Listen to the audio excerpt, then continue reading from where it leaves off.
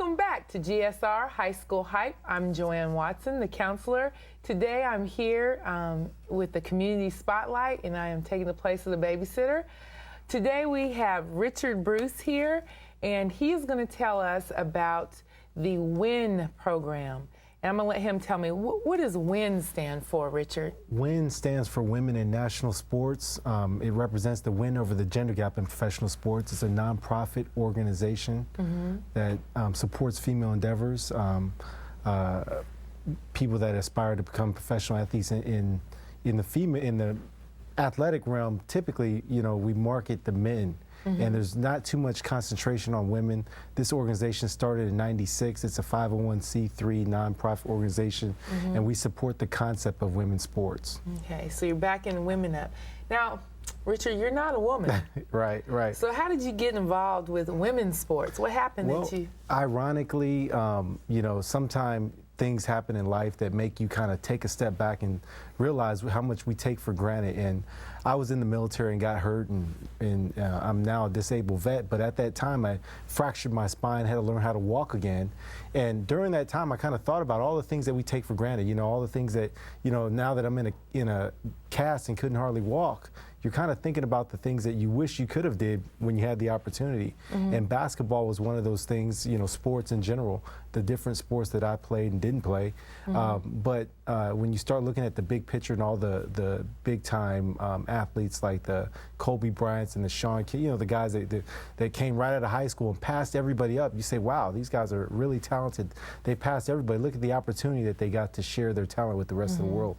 But then when you look at the female realm, it's over after college. Typically, they don't really get that chance to embellish in their talent. Actually, even going into college, because I was thinking, as you were saying that, I was thinking about how easy it is, not easy, and I don't want to say that, how they advertise, and about, the football players that get scholarships, and and their scholarships are really large. They got a full ride. Right. And then, do you hear a lot of the females doing that? You don't get to hear that. It's kind of sad to say when you look at now, women have their own leagues, the WNBA and things like that, but they're looking at the pay difference, and the women kind of protest that fact. It should be equal work for equal pay, or equal pay for equal work, but it's not like that at all, and the WIN Foundation will hopefully provide better opportunities for female endeavors. Supporting, with scholarship and grant opportunities. Oh, okay. As well. So there are scholarships involved in this program. Absolutely. We have people that will help dedicate and focus on, women aspiring to become professional athletes. By all means, absolutely. Okay. So tell me, if you're looking at people for scholarships, how does this affect the high school student? What are y'all doing for high school students? Well, for high school students, our organization, again, will act as a support group, and this support group will give them the hope and belief that they can accomplish their dreams. As a lot of the men have, a lot of the guys have, the organizations like the quarterback club. Most people in schools have heard about the quarterback club.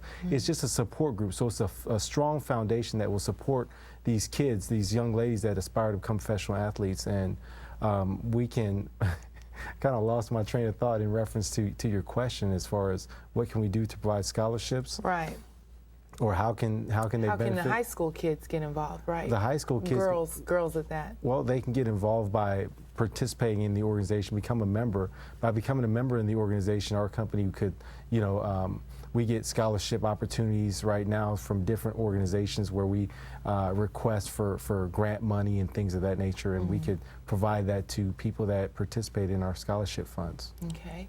So how would you go about, who would they contact at the high school? Basically, right now we're still doing a lot of things grassroots, and when I say grassroots, as you know, most things nowadays you can look big through the internet, and a lot of our development is done through the internet. We're trying to be an internet-based organization as well.